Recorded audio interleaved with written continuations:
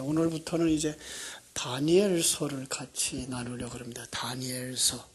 다니엘 그러면 뭐가 생각나요? 사자굴. 그죠? 사자굴에서 건진받은 인생들. 그죠?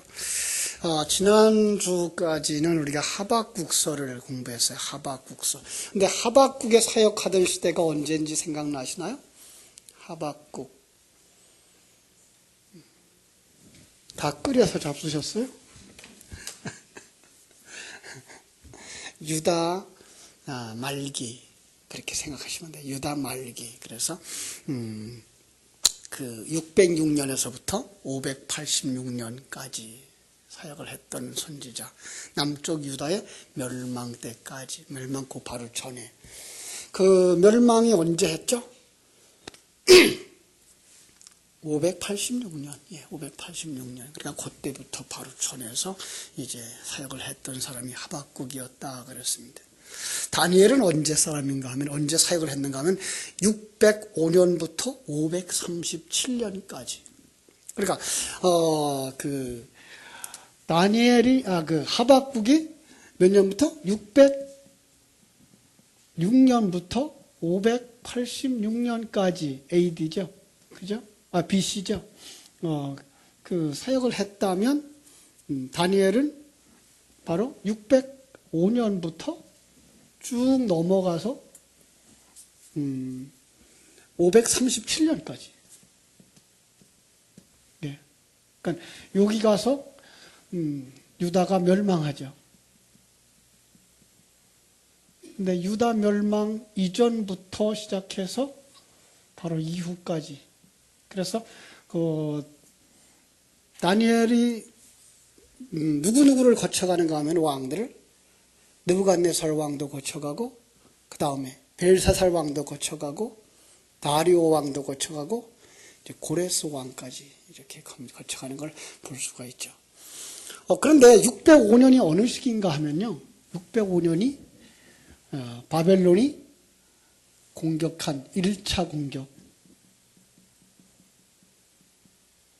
그러니까 1차 공격했을 때에 잡혀간 사람이에요. 그런데 그때부터 하나님이 또 부르셔서 하나님의 일꾼으로 사역을 했던 걸 알 수가 있습니다. 1차가 605년에 붙잡혀갔고요. 그죠? 2차가 597년에 붙잡혀갔고요. 3차가 586년 공격을 해서 이때 완전히 망한 거죠. 자, 오늘 여기서 이런 말씀을 볼 수가 있습니다. 1장 1절에 보면 다니엘서 유다왕 여호야김이 다스린 지 3년이 되는 해에 바벨론 왕 느부갓네살이 예루살렘에 이르러 성을 에워싸더니, 이게 바로 605년. 주께서 유다왕 여호야김과 하나님의 전 그릇 얼마를 그의 손에 넘기심에 그가 그것을 가지고 신할 땅 자기 신들의 신전에 가져다가 그 신들이 보물창기에 두었더라. 그리고 그때에 바로 거기서 사람들을 잡아가요. 3절 왕의 환관장 아스부나스에게 말하여 이스라엘 자손 중에서 왕족과 귀족 몇 사람 곧 흠이 없고 용모가 아름다우며 모든 지혜를 통찰하며 지식에 통달하며 학문에 익숙하여 왕궁에 설만한 소년을 데려오게 하였고 그들에게 갈대아 사람의 학문과 언어를 가르치게 하였고. 그러니까 그 왕족 중에서 귀족 중에서 그들을 잡아가고 있는 것을 볼 수가 있습니다. 자, 한 번쯤 이런 생각을 해보자고요. 전체 이스라엘 역사 속에서 보자고요. 전체 이스라엘 속에서 북쪽 이스라엘이 망하죠. 그죠? 북쪽이 망하고, 왜 망한다고요? 남쪽도 망해요. 왜 망한다고요?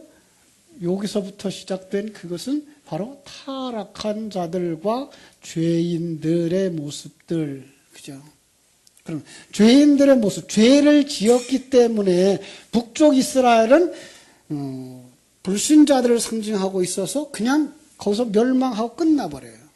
그런데 남쪽 이스라엘은 바로 유다 후손들이기 때문에 하나님의 언약의 백성들이에요. 그래서 망하지 아니하고 어디로 집어넣죠. 그죠? 거기가 바로 바벨론이라고 하는 바로 거기죠. 그러니까 바벨론에다 집어넣어서 뭐 하겠다는 거예요?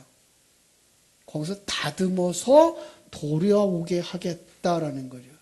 여기 구원이에요. 전체 구원의 그림을 이렇게 보시면 되는 거예요. 타락함으로 말미암아서 그들이 이제 하나님에 의해서 그들이 어디로 던져지는 거예요. 바벨론으로 던져지는 거예요. 그러니까 창세기 3장의 인간이 타락함으로 말미암아서, 그죠? 거기서 쫓겨나는 그런 그림인 거죠. 쫓겨나는데 쫓겨나는 그 장소가 어디냐? 세상. 그죠? 그러니까 바벨론은 그 세상을 상징하고 있는 거죠.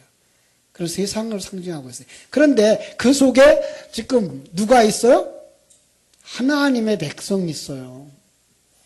그걸 어떻게 지금 그리고 있는 건가 하면 지금 여기다가 다니엘을 그 대표적인 사람으로 두고 있는 거예요. 그러니까 다니엘이라고 하는 사람을 두 가지 관점에서 볼 수 있어요. 하나는 예수 그리스도의 상징으로 볼 수 있고요. 또 하나는 하나님의 백성들의 상징으로 볼 수가 있어요. 이렇게 보실 수 있어야 돼요. 그러니까 과거에 그냥 다니엘이라는 사람이 있었어. 그 사람이 역사에서 그렇게 살았어. 그때 그런 일을 했어. 그 사람 참 훌륭한 사람이야. 이게 아니라 이걸 역사의 이야기를 가지고 성경으로 써서 우리에게 주실 때에는 그 속에서 이 다니엘이 누구를 상징하고 있는가를 볼 수 있어야 되는데, 첫 번째가 예수 그리스도의 상징이고요. 두 번째가 하나님의 백성들의 상징이에요. 그래서 그들의 신분을 누구라 그래요? 왕족이라 그러는 거죠. 왕족. 그 왕족은 지금 어떤 왕족이에요? 하나님의 왕족이에요. 하나님의 백성들이에요. 그런데 놀라운 건 그들이 지금 어디로 가요? 바벨론으로 가요. 바벨론에 가서 어떤 상황을 만나게 되죠? 거기서도 왕을 만나게 되죠. 그럼 이 왕은 어떤 왕이에요? 그 세상의 왕이죠. 세상의 왕은 지금 그를 어떻게 만들려고 해요? 그의 노예를 만들려고 그러는 거죠. 그런데 그 노예 만들려고 하는 그 과정 속에서 그가 어떻게 믿음을 지켜가느냐를 보는 거예요.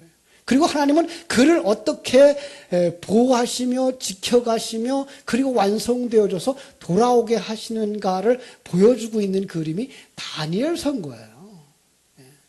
그래서 거기에 나오는 많은 사건들은 바로 우리 신앙생활에 아주 중요한 역할들을 가르쳐주고 있는 거죠. 그걸 볼 수 있으셔야 돼요. 그렇죠? 그래서 다니엘이 어떤 모습으로 나오는가 하면 흠이 없고 용모가 아름다우며 모든 지혜를 통찰하여 지식이 통달하며 학문에 익숙하여 이러는 사람이에요. 이 부분은 세상적인 눈에서 그렇게 똑똑하고 예쁘고 아름다운 사람이 아니라 하나님의 입장에서 봤을 때에 그는 흠이 없는 자, 그가 용모가 아름다운 자, 모든 지혜에 통달한 자, 누구예요? 예수 그리스도의 상징인 거죠. 그러한 자를 딱 픽업하고 있는 거예요. 자, 그런데 그 동시대에, 다니엘과 동시대에 살았던 사람이 있어요. 여기 지금 다니엘이죠. 605년부터 537년까지인데, 이 동시대에 하나님의 선지자가 있었어요. 누굴까요? 에스겔에서요. 에스겔은 굵고 짧게 살았어요. 그래서 요 중간에 들어가요. 몇 년부터? 592년부터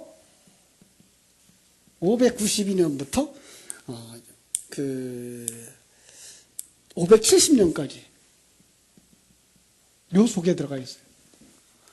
그러니까 어떤 면에서 다니엘은 아주 긴 역사를 살았어요. 90살 이상 살았어요.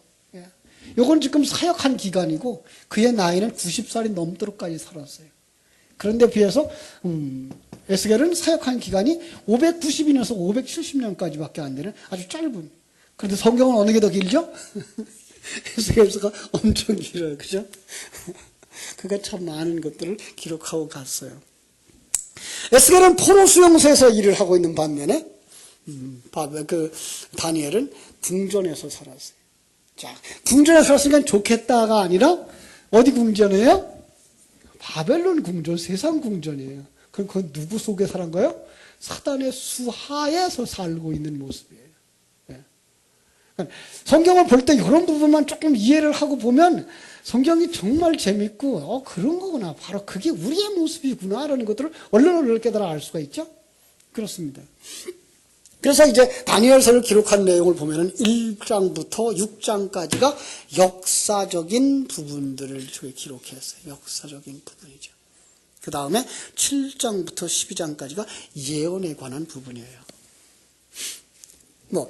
그 속에서 우리는 이제 구원의 하나님을 찾아낼 수 있어야 돼요. 구원의 하나님. 그러니까 이 역사를 전체를 이끌어가고 있는 그 그림의 배후에 누가 계시다? 하나님이 계시다라는 거예요. 예, 우리는 그거 보아야 돼. 이 큰 그림의 배후에 하나님이 계신 것. 그래서 여기서 강조하고 싶은 것이 하나님의 구원, 그죠? 그 다음에 하나님의 주권, 예. 그리고 더 나아가선 하나님의 백성들의 뭐예요? 정체성. 예. 너는 누구냐라는 거예요. 그래서 아예 첫 번째부터 1장부터 그걸 다루고 있는 거예요. 너는 누구냐라는 거죠. 거기서 다니엘은 분명하게 자기는 하나님에 속한 자를 드러내는 거죠. 이게 우리들이 삶이어야 되는 거예요. 그렇죠? 우리는 이 세상에 살면서 우리는 어떤 사람이냐를 알아야 돼요. 자기가 누구냐. 그런데 자기가 누구냐를 알기 위해서는 먼저 누구 먼저 알아야 된다고요? 하나님이 어떤 분이신지를 알아야 자기가 어떤 사람인지를 알게 되는 거예요. 그래서 성경 속에 보면 이제 다니엘과 세 친구들이 풀무불 속에 들어가는 것, 또 이렇게 음식 가지고 싸우는 것, 그런 속에서 뭐해요? 지키시고 보호하시는 하나님. 하나님은 자기 백성을 지키시고 보호하시는 하나님. 이것들에 대한 확신이 있어야 돼요. 여러분의 인생이 어려움을 만났습니까? 거기서 하나님이 여러분을 지키시고 보호하고 계시다는 사실을 아셔야 됩니다. 예. 나중에 이제 에스겔서 또 살펴보겠습니다만, 에스겔서에, 그래서 에스겔이 이제 그들이 이스라엘 백성들이 이 포로로 잡혀가고 돌아오는 이 과정 속에서 여호와의 성전을 중심으로 해가지고 그 성전이 부패하고 부정해지자 거기서부터 하나님의 영광이 떠올라 동편으로 가요. 그러니까 이스라엘에서 동편이 어느 쪽이에요? 여기 바벨론이에요. 그리고 어느 정도의 기간이 지나서 그 영광이 동쪽으로부터 와서 성전에 머물러요. 그러니까 그게 70년이에요, 사실은. 그러니까 이스라엘 백성들이 바벨론에서 가서 살아가는 그 상황에 하나님은 넌 나빠, 난 몰라. 이거가 아니라 그들보다 먼저 가셔서, 예. 그들을 위해 준비하시고 그들과 함께 사시고 그리고 그들을 만들어서 데리고 오시는 하나님. 그걸 하나님이 전체를 계획하고 계신 하나님. 이거는 역사 속의 우리의 모습이고 여러분의 생애와 내 생애의 모습이라고요.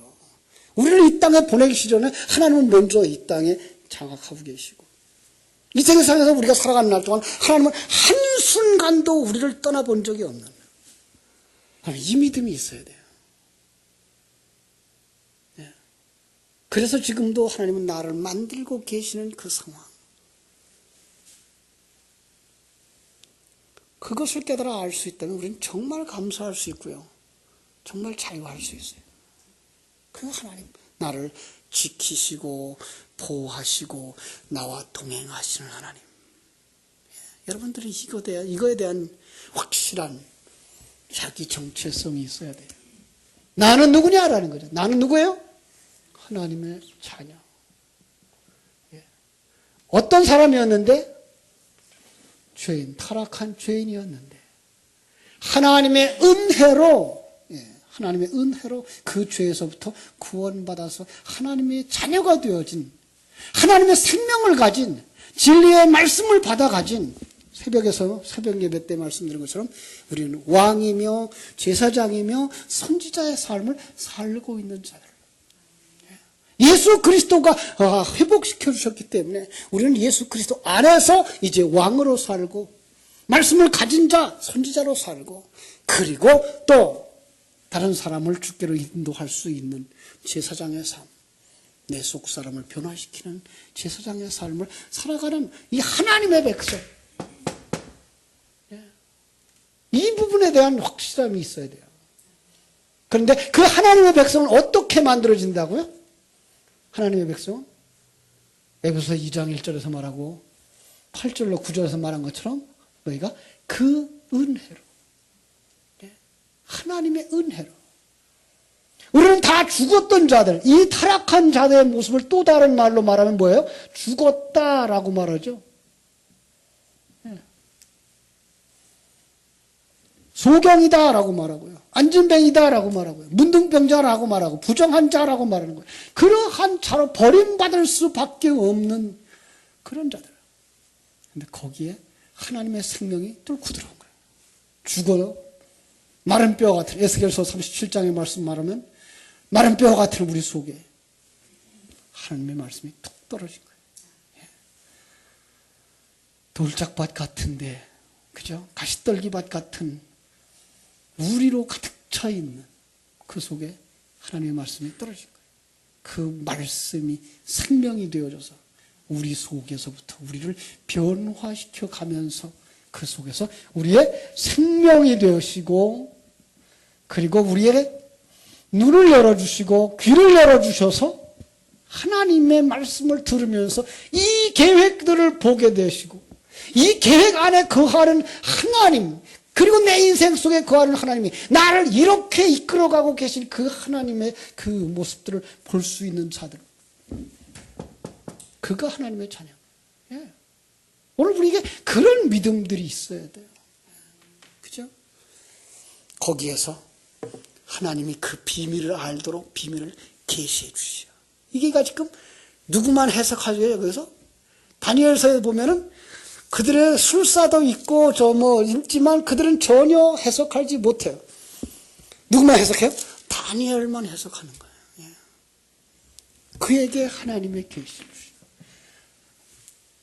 성경도 마찬가지예요. 성경도 비밀의 책이고 누구에게는 열린 책인 거예요. 그냥 많은 사람들은 성경을 아무리 읽어도 그 속에서 하나님의 생명을 찾지 못하는 거예요.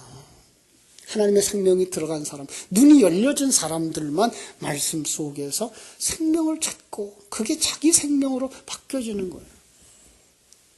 그래서 계시의 하나님, 풀무불 속에서, 그리고 그 바벨론 속에서 그들을 건져내시는 하나님, 구원의 하나님. 그런가 하면 그들을 완성시켜가는 그 배후의 세력들, 그것들은 다 사용한 다음에 뭐한다? 폐기해버리는 그 심판의 하나님. 그 심판의 하나님. 그러니까 그 하나님에 대한 이해를 누가 와서 가르쳐줘요?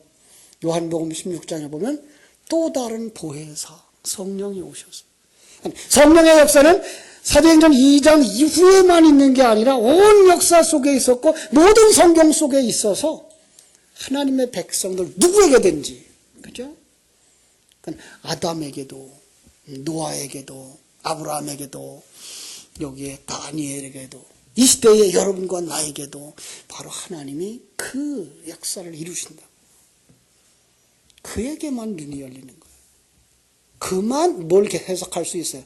그 사람만 역사를 해석할 수 있고, 그 사람만 성도들의 인생을 해석할 수 있고, 그 사람만 이 세상 속에 일어나는 모든 일들을 해석할 수 있는 거예요.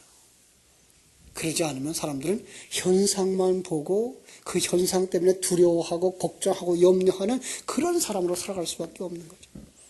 다니엘은 그런 면에서 하나님의 은혜를 입었고, 그에게는 귀가 열렸고 눈이 열렸고, 그래서 하나님의 말씀을 대언할 수 있었던 거죠. 어떤 사람이 이 다니엘서를 이렇게 풀어놓은 책을 이렇게 보다가 깜짝 놀랐어요. 그분의 얘기는 출애굽해서부터 바벨론 포로 될 때까지 하나님이 이런 방법 쓰고 저런 방법 써봐도 안 됐다. 유일한 방법, 그것은 뭐예요? 다 죽이고 4,600명, 그 에레미야서 52장에서 말하는 그들만 데리고 바벨론에 가서 다시 시작했다. 아니요, 그렇지 않아요. 하나님이 실패하나요? 그럼요. 그건 엉터리 생각이죠. 그러니까 우리는 그것만 보는 거예요. 그들이 역사 속에서 가고 있는 그것만 보니까 하나님은 실패했다라고 하는 거죠. 우리는 영적인 전체 안목을 보고서 그들이 어떻게 만들어져 가고 있는가를 볼 수 있어야 되는 거예요. 그러니까 우리가 이 세상 보면서 오늘 하루 내가 살아온 내 일 하나하나를 보면 우리는 뭐 할 수밖에 없다? 이렇게 판단할 수밖에 없어요. 아이고, 실패했구나. 예. 하나님은 절대로 실패하지 않는다. 예. 그 믿음 있어야 살지. 이거 하나님 실패하면 어떡할까? 그러면 어떻게 불안해서. 하나님은 실패하지 않으니까 내가 그분 의지하고 나갈 수 있는 사람들이 되어야지. 하나님 실패하면 어떡하나. 하나님이 흔들리는 줄 알고 있어요. 하나님이. 사람들이 우리가 어떻게 땡깡 부리면 하나님도 어쩔 수 없어서 들어주신다라고 생각을 하는. 그래서 하늘나라의 보좌를 움직이는 기도, 이런 기도를 이제 책들을 쓰고 있는데, 아니, 우리 한 사람 성도들이 몇 사람 모였다가 먼지가 몇 개 모여가지고 흔들었다 그래서 흔들리는 그 보좌 같으면 그거 어디 든든하겠어요? 그리고 그런 인간들이 몇 사람이 모여가지고 부르짖어서기 때문에 하나님의 계획이 바뀐다 그러면 하나님 참 골치 아플 거예요. 아니요. 하나님은 그렇게 몇 사람, 한 나라가 움직여서 하나님 앞에 아무리 부르짖는다 그래서 그것이 움직여지지 않아요. 성경 속에서 그런 그림들이 있는 것은 조금 이제 어려운 해석입니다만은 이런 얘기를 할 수 있어요. 사도행전 1장에서 그들이 120문도가 마가의 다락방에서 합심하여 기도했더니 오순절에 성령이 임한 것처럼 보이죠. 그럼요. 아니요, 그거는요. 그것은 어떤 면에서 인간의 모임으로서 되지 않기 때문에 하나님이 역사하신다라는 그림으로 보셔야 되는 거예요. 인간의 그 계획들을 하나님은 쓰시는 거예요. 예. 그러니까 그렇게 보시면 돼요. 그들을 그렇게 타락하게 만드셔서 하나님이 쓰시기도 하고 그들이 그렇게 변화되어져서 하나님이 쓰시기도 하는 거예요. 결국은 하나님은 자기 계획대로 이끌어 가시는 분. 우리가 어떻게 변하고 어떤 상황에 다다라도 하나님은 그들을 사용해서 하나님의 일을 이루시는 분으로 우리가 볼 수가 있어야 되는 것입니다.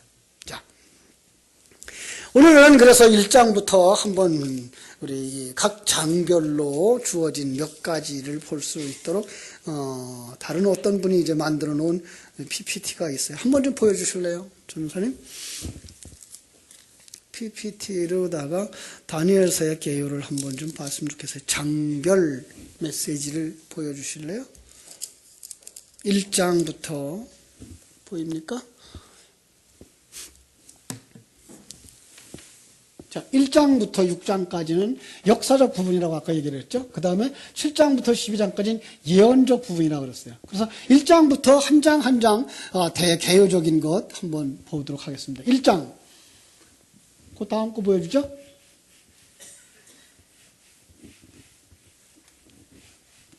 예, 1장은 역사적 서론, 그리고 다니엘과 세 친구들의 생활, 그것을 바로 교육이다라고 얘기를 했는데, 조금 이제 저하고는 이론이 좀 달라요. 그것은, 이건 상황, 그냥 글자로 보고 다니엘의 상황을 보고 있으니까 그것만 먼저 보시면 돼요. 저는 뭐라 그랬죠? 거기서 하나님의 백성의 정체성 이렇게 설명을 했었죠.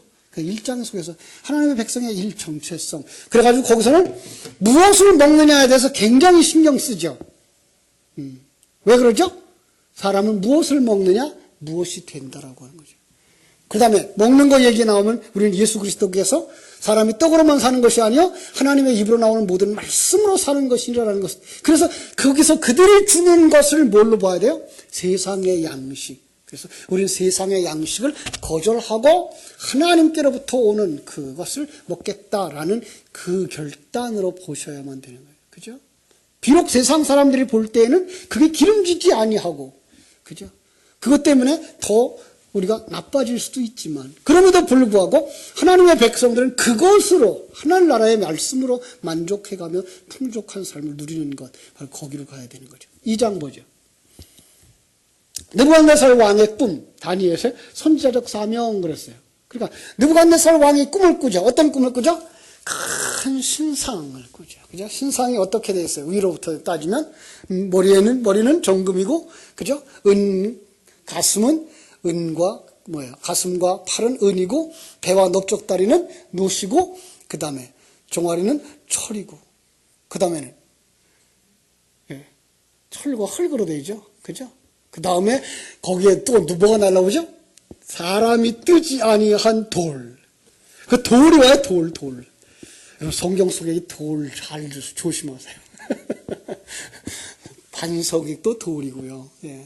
여기서 떨어진 것도 돌이에요. 그 돌은 누구의 상징이에요? 예, 그리스도의 상징이에요. 그러니까 마태복음 4장에 마귀가 시험하는 것도 이거 무서운 시험이에요. 돌이 떡이 되게 하라. 그런데 마귀는 우리보다 한 수 위에요. 예수 그리스도가 생명의 양식인 것을 그는 알아요. 그런데 그걸 가지고 뭐 하라고 얘기하는가 하면 너를 증명해라고 하기 때문에 예수님은 그걸 증명을 하지 않는 거죠. 자기 증명하는 데 하나도 안 써요. 왜? 나는 이미 없어진 자의 상징으로 오셨기 때문에 그래요. 그래서 바로 여기 돌이 떨어져서 저 신상이 부서지는. 자, 그 나라를, 네 나라를 이렇게 나라라고 보죠. 그죠? 신바벨론 제국, 그 다음에 바사 제국, 헬라 제국, 그 다음에 로마 제국. 그런데 그 모든 것들은 뭘 상징하는 것 같아요? 세상을 상징하고, 악한 사단을 상징하고, 그죠? 하나님의 뜻은 생각지 아니하고, 사람의 일을 생각하는 그들의 새 사상. 그걸 하나님의 사람이 뜨지 아니한 돌. 그건 뭐예요? 하나님에 의해서 보내심을 받은 돌. 그게가 성전의 모퉁이 돌이 되는 돌. 그 돌에 의해서 부서지는 거죠. 그러니까 세상이 아무리 강한, 지금으로 말하면은 로마 같은, 바벨론 같은, 바사 헬라 제국 같은 것들은 전혀 무너질 것 같지 않은데, 그죠? 진리와 생명의 말씀에 의해서 부서지는. 그러니까 출애굽기로 얘기를 하면은 이제 여리고성 같은, 그게 바로 지금 이게 말하고 있는 로마나 헬라나 바사나 바벨론이나 이런 것들이었죠. 이런 것들이 사람의 힘으로는 저건 절대로 안 무너져요. 요한계시록에서 우리가 봤던 것처럼 그 바벨론 왕국이라고 하는, 바벨론 사상이라고 하는 건 참으로 초롱성벽 같은, 여리고성 같은 무너질 수 없는 그런 것처럼 여겨지는 거. 그럼에도 불구하고 그게 나팔 소리와 함께 함성을 지르자 부서지는. 나팔 소리 뭐예요? 이영희 원사님 나팔 소리가 뭐예요? 복음의 나팔. 예. 복음의 나팔이 부러지면 그 복음에 의해서 그 여리고성이 무너지는 거예요. 결국은 우리 속의 옛사람 뭐에 의해서 부서진다고요? 복음에 의해서 부서지는 그 그림인 거예요. 예. 그러나 여기에 있는 신상은 사실은 세상 속의 나라이기도 하지만 더 크게는 누가 속에 있는, 내 속에 있는 옛사람의 상징인 거예요. 그 속에서 어떤 바벨론 제국의 정신, 바사 왕국의 정신, 헬라 제국의 정신, 로마 제국의 정신들이 이게 옛사람의 정신인 거예요. 그들은 절대로 무너질 것 같지 않은 그런 것. 우리 실망하잖아요. 그래서 왜? 신앙생활 이만큼 했는데도 내가 변했어요? 안 변했어요? 아주 안 변해요. 변했죠. 왜 안 변했겠어요? 근데 그 변한 건 누구의 은혜예요? 하나님의 은혜예요. 우린 변하고 싶지도 않아요. 지고 싶지가 않아요. 죽고 싶지가 않아요. 그런데 그걸 하나님은 뭐예요? 자꾸만 들춰내죠. 이게 너야. 이게 너야. 이게 너야. 그때마다 우리는 어딜 가야 돼요? 십자가 밑으로 무릎 꿇어야 되는 거죠. 그죠? 자, 3장 보겠습니다. 3장, 세 친구들을 풀무불에 시련당하죠. 왜? 풀무불에 들어가죠? 왜 들어갔죠? 응? 금신상에 절하지 아니해서. 예. 그러니까 세상은 우리를 어떻게 만든다? 세상은 우리를 풀무불 속에 집어넣는다고. 근데 풀무불, 불로 연단하는 곳. 예. 그러나 풀무불 속에 우리가 그냥 들어가면, 우리 스스로 들어가면 거기는 하나도 남을 게 없어요. 그래서 하나님이 거기에 누굴 보내시죠? 예, 한 사람 예수 그리스도를 보내시는 거예요. 예수 그리스도가 우리를 품고 그 연단을, 그 시련을 다 받아내는 거예요. 하나님의 지키심과 보호하심을 우리는 거기서 볼 수 있으며, 그 연단이 우리 속에 흠과 티를 제거해 주셔서 정련하는, 순금을 정련하는 그 과정인 거죠. 그죠?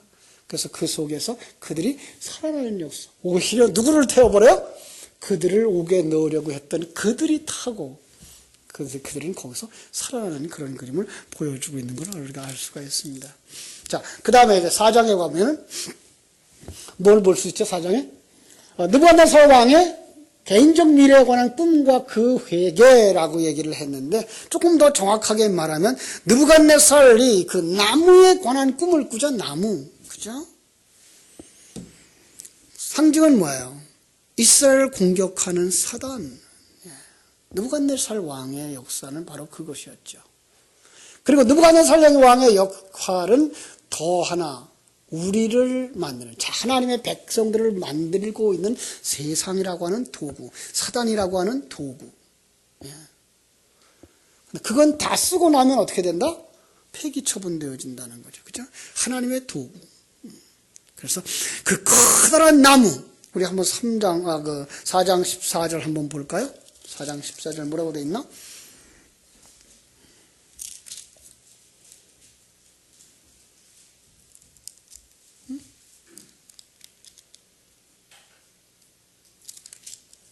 여기 4장 14절. 그가 소리질러 이처럼 이르기를, 그 나무를 베고 그 가지를 자르고 그 잎사귀를 떨고 그 열매를 해치고 짐승들은 그 아래에서 떠나게 하고 새들을 그 가지에서 쫓아내라. 그러나 그 뿌리에 그루터기를 땅에 남겨두고 쇠와 놋줄로 동이고 그것을 들풀 가운데에 두어라. 그것이 하늘 이슬에 젖고 땅의 풀 가운데서 짐승과 더불어 제 몫을 얻으리라. 또 그 사람이 변하여 사람의 마음 같지 아니하고 짐승의 마음을 받아 7대를 지내리라. 이런 거죠. 그죠? 그러니까 거기를 완전히 하나님의 주권에 의해서 만들어진, 하나님의 백성들을 만들고 그 다음에 폐기 처분되어지는 그 큰 하나님의 계획을 우리가 볼 수 있어야지, 그 한 사람이 그렇게 될 거구나 라는 것으로 보면은 그건 참 가난한 해석이죠. 그러니까 느부갓네살은 누구의 상징이다? 하나님의 사람들을 만드는 도구로서 쓰여졌던 사단과 그 사단에게 속한 자들, 그죠? 우리 속에 있는 뭐까지? 옛사람까지를 상징하는 것이고, 그들은 어떻게 된다? 그들은 잘라지고 부서지고 천에서 풀무불 속에 던져지는 거예요. 자, 5장 보겠습니다. 5장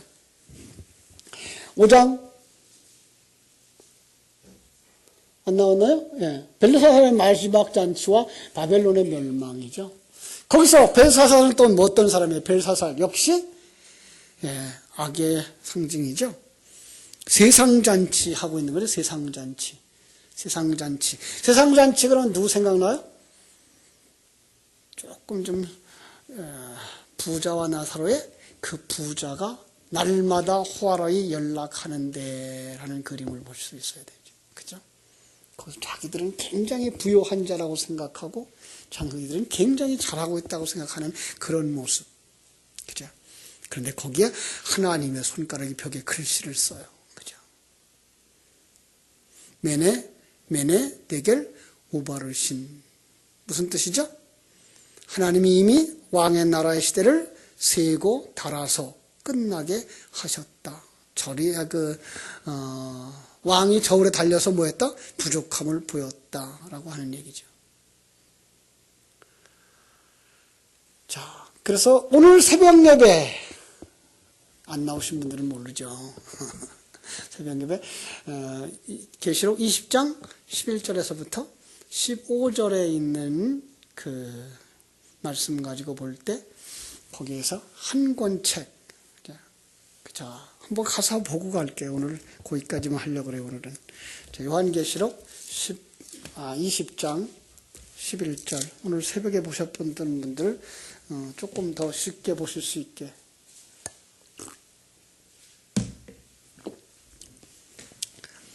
자, 이 20장 11절. 또 내가 크고 흰 보좌와 그 위에 앉으신 이를 보니, 그분은 누구예요? 하나님. 그죠? 하나님. 하나님의 보좌는 얼마나 클까요? 하나님은 영이시죠. 그죠? 그리고 영이신데 그 하나님이 우주를 만들었어요. 그럼 하나님은 우주보다 커요? 작아요? 우주보다 크죠. 그럼 하나님의 보좌는 우주보다 크죠.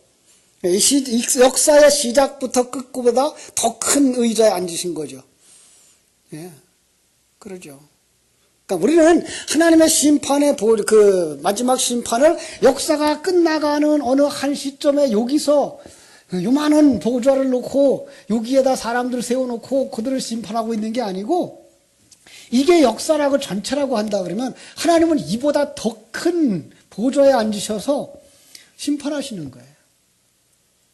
그래야만 여기서 사람이 죽으면 그때 심판하고 여기서 사람이 죽으면 그때 심판하죠. 아니, 그 앞에 있는 모든 자가 이미 심판을 받고 있는 자라니까요. 우리가. 불신자들은 지금도 하나님의 보좌 앞에서 심판을 받고 있는 자들이에요. 그러지 않고요.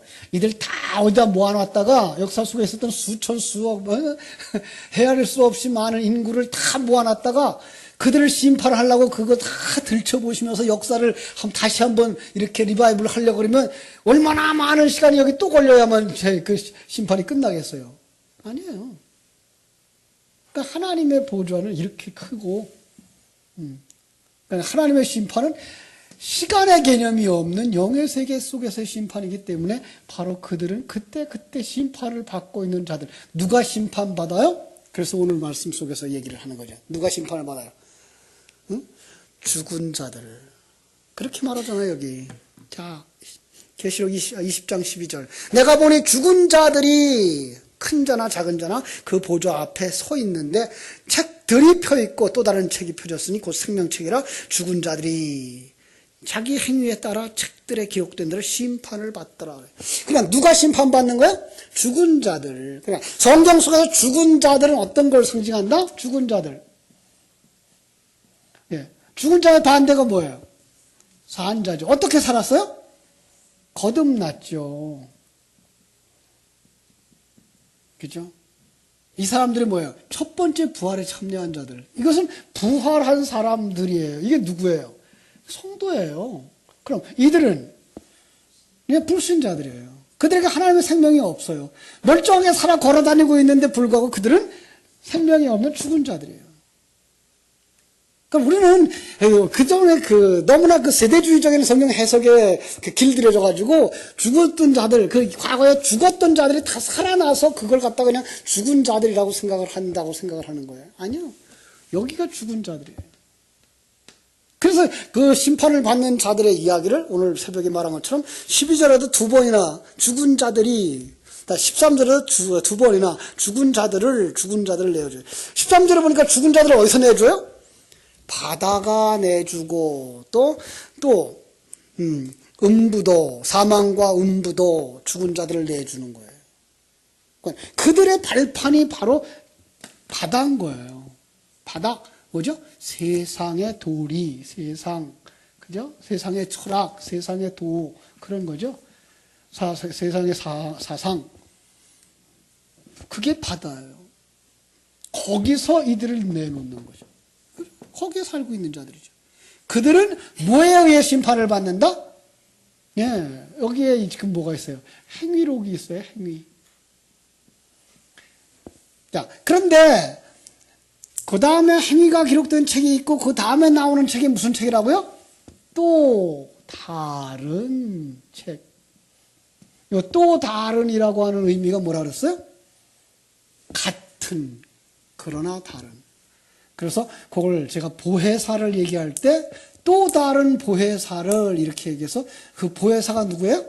첫 번째로 왔던 보혜사는 예수예요. 두 번째로 온 보혜사는 성령이죠. 그러니까 성자와 성령은 완전히 속성에 있어서 동등한, 완전히 같은, 그러나 구별이 있어요. 성령은 성자가 아니에요. 성령은 성자가 아니에요. 그 구분이 있는 또 다른 그런 거예요. 그러니까 하나의 책인 거예요. 어떤 책? 이게 성경책이에요. 근데 이 성경책 전체를 보고 이게 내 생명에 관한 얘기를 하는 거구나. 요한계시록 이 얘기가 나에 관한 얘기구나를 깨달아 아는 사람은 이미 생명책에 기록된 자고, 성경 속에 있는 모든 사건들을, 행위들을 보면서 이렇게 하지 말라 그랬어, 이렇게 하라 그랬어, 행위로 보는 사람들은 그 사람들이 그 행위에 기록된 대로 심판을 받는 거예요.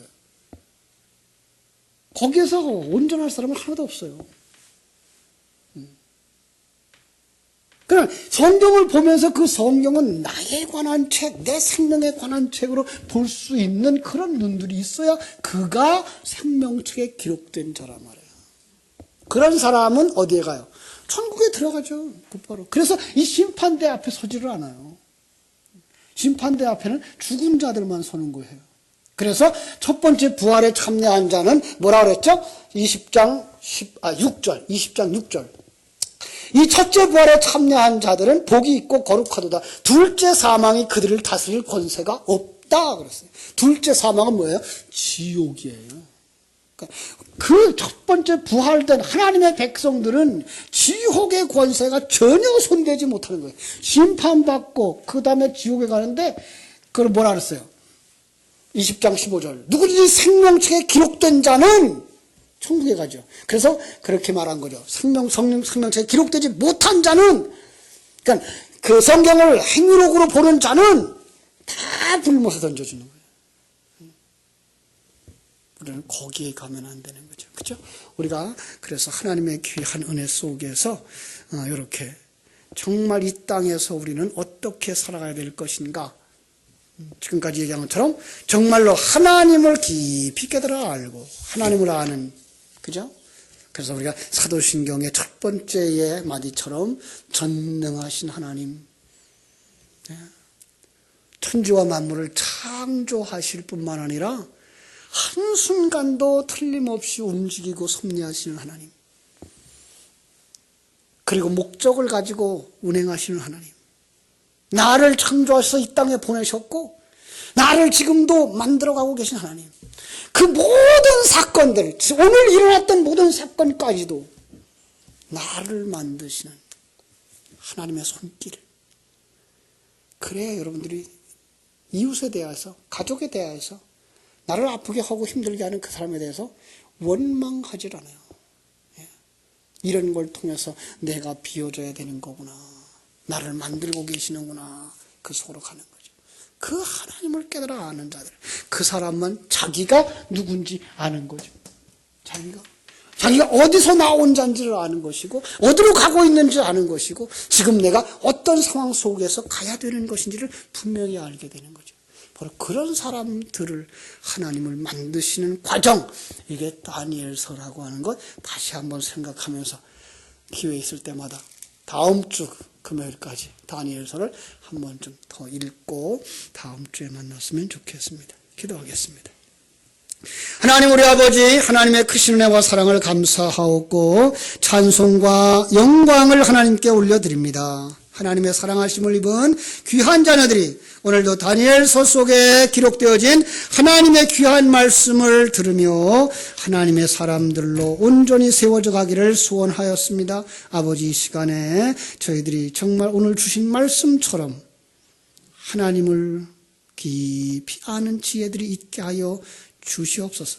그리고 자기의 정체성을 다시 한번 찾아갈 수 있게 해주시고, 그리고 하나님이 부으신 그 은혜와 하나님의 계획에 대하여 다시 한번 생각하며 내가 가고 있는 이 길, 하나님이 만들어가고 있는 내 모습 감사할 수 있고 찬송할 수 있고 하나님 앞에 더 가까이 갈 수 있는 믿음의 자리로 저희를 인도해 주시옵소서. 주께서 큰 은혜 주시기를 소원하며 예수님의 이름으로 기도하옵나이다. 아멘.